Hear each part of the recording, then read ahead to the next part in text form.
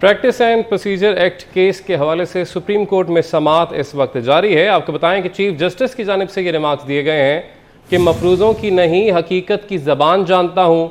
उन्होंने मज़ीद कहा कि आइन के साथ जो खिलवाड़ करना चाहो करो, पाकिस्तान के साथ खिलवाड़ होने नहीं दे सकते हैं। चीफ जस्टिस की जानिब से ये रिमार्क्स दिए गए हैं। पार्लियामेंट की कदर करनी चाहिए। इस अदालत ने मार्शल लॉ को कानूनी रास्ते दिए। देखें दुनिया में हमारी अदालत का क्या नंबर है। फर्द वाहिद आमिर हो या जो भी हो, उसने मुल्क की तबाही की। चीफ जस्टिस के फ़ायदे को छोड़ दें, ये देखना है कि आवाम का फ़ायदा है या नहीं। चीफ जस्टिस की जानिब से इस केस में रिमार्क्स दिए गए हैं। अहम केस की समाअत इस वक्त जारी है। उनकी जानिब से कहा गया है कि आज ही केस ख़त्म करेंगे, एक केस को ही लेकर नहीं बैठ सकते। इस कानून का असर ख़ास तौर पर चीफ जस्टिस और 2 सीनियर जजेस पर होगा। इख्तियारात कम नहीं बांटे जा रहे हैं। इस कानून का इतलाक़ आइंदा के चीफ जस्टिस साहिबान पर भी होगा। समाअत इस वक्त PTV पर बराह रास्त दिखाई जा रही है। मफरूज़ों की नहीं हकीकत की ज़बान जानता हूँ। मौलवी तमीज़ुद्दीन से शुरू करें या नुसरत भुट्टो से चीफ जस्टिस की जानिब से इस्तफसार किया गया। उन्होंने कहा इनके साथ जो खिलवाड़ करना चाहो करो, पाकिस्तान के साथ खिलवाड़ होने नहीं दे सकते। चीफ जस्टिस की जानिब से ये रिमार्क्स दिए गए हैं। पार्लियामेंट की कदर करनी चाहिए। इस अदालत ने मार्शल लॉ को कानूनी रास्ते दिए। देखें दुनिया में हमारी अदालत का क्या नंबर है। फर्द वाहिद आमिर हो या जो भी हो, उसने मुल्क की तबाही की।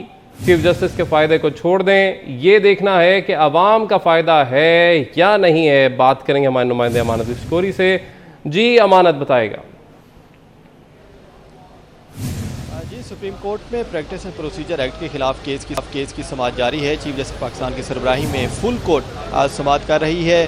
केस की समाअत के दौरान चीफ जस्टिस पाकिस्तान काजी फैज़ ईसा ने अहम रिमार्क्स दिए हैं। चीफ जस्टिस पाकिस्तान का कहना था कि जो पार्लियामेंट ने कानून साजी की है वो किस तरह गलत है, ये हमें बताया जाए। चीफ जस्टिस पाकिस्तान का कहना था कि सिर्फ चीफ जस्टिस पाकिस्तान के अख्तियारात की बात है तो चीफ जस्टिस पाकिस्तान के फ़ायदे को छोड़ देना चाहिए और सिर्फ आवाम का फ़ायदा देखना चाहिए। ये देखना चाहिए कि जो कानून बनाया गया है वो आवाम के मफाद में है या नहीं।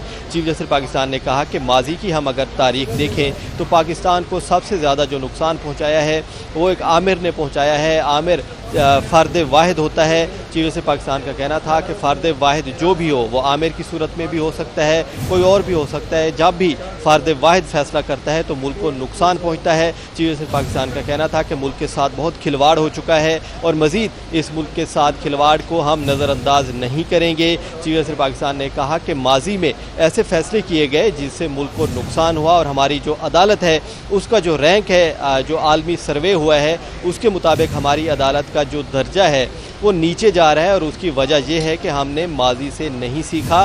चीफ जस्टिस पाकिस्तान का कहना था कि हमें माजी को देखना होगा। जब मार्शल लॉ लगता है तो हमारे ही जजेस उसकी तौसीक कर देते हैं। चीफ जस्टिस पाकिस्तान का कहना था कि अगर पार्लियामेंट ये कहती है कि मार्शल लॉ गलत है, मार्शल लॉ की तौसीक करना, तो क्या पार्लियामेंट के पास ऐसा अख्तियार भी नहीं है कि वो गलत काम को भी रोके।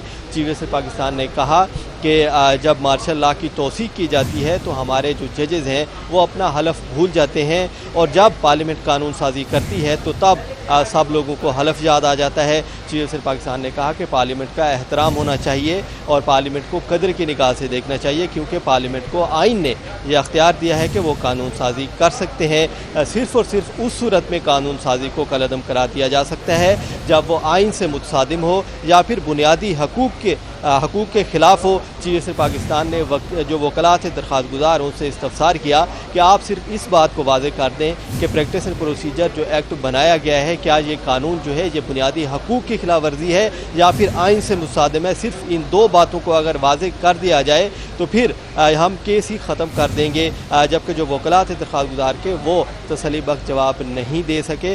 वकला का ये कहना था कि जो कानून बनाया गया है वो अदलिया की आज़ादी के ख़िलाफ़ है, जिस पर चीफ जस्टिस पाकिस्तान काजी फैज़ ईसा ने कहा कि क्या अदलिया की जो आज़ादी है वो सिर्फ चीफ जस्टिस पाकिस्तान की आज़ादी है। क्या अगर एक चीफ जस्टिस फैसला करे तो वो दुरुस्त है और अगर एक कमेटी बना दी जाए कि 3 जजेस पर मुश्तमिल कमेटी फैसला करे, तो क्या ज़्यादा जजेस अगर मिलकर फैसला करेंगे तो वो बात दुरुस्त नहीं होगी। चीफ जस्टिस पाकिस्तान ने कहा कि मुझे इस बात की समझ नहीं आ रही कि एक चीफ जस्टिस को क्यों बाख्तियार बनाया जा रहा है, हालांकि तमाम जजेस अगर बैठकर मिलकर फैसला करेंगे तो वो दुरुस्त फैसला होगा, क्योंकि तमाम जजेस की उसमें राय शामिल होगी। जबकि जस्टिस आयशा मलिक ने भी ये सवाल उठाया कि अगर फुल कोर्ट के खिलाफ अपील का हक नहीं दिया गया तो क्या ये इंसाफ तक रसाई का जो कानून है उसकी खिलाफ वर्जी नहीं है। जबकि जस्टिस मुनीब अख्तर और जस्टिस इजाजुल एहसन का भी ये कहना था कि जो कानून बनाया गया है उसमें ये देखना होगा कि क्या बुनियादी हकूक़ तो मुतासर नहीं हुए, क्योंकि अगर बुनियादी हकूक़ मुतासर होते हैं तो वो अदलिया की आज़ादी से बराह रास्त जुड़े हैं और अदलिया से मुतल्लिक़ जो कानून साजी है वो आइनी तरमीम के बग़ैर मुमकिन नहीं है। तो केस की समाअत जो है वो जारी है और दरख्वास्त गुजार के जो वकला हैं वो दलाइल दे रहे हैं, जबकि चीफ जस्टिस पाकिस्तान की सरबराही में फुल कोर्ट समाअत कर रही है और फुल कोर्ट की जो कार्रवाई है वो पाकिस्तान टेलीविज़न पर बराह रास्त नशर भी की जा रही है। बराह रास्त ये कार्रवाई PTV पर नशर की जा रही है। अमानत तफसीलन अपडेट कर रहे थे, समाअत का अहवाल बता रहे थे। बहुत शुक्रिया।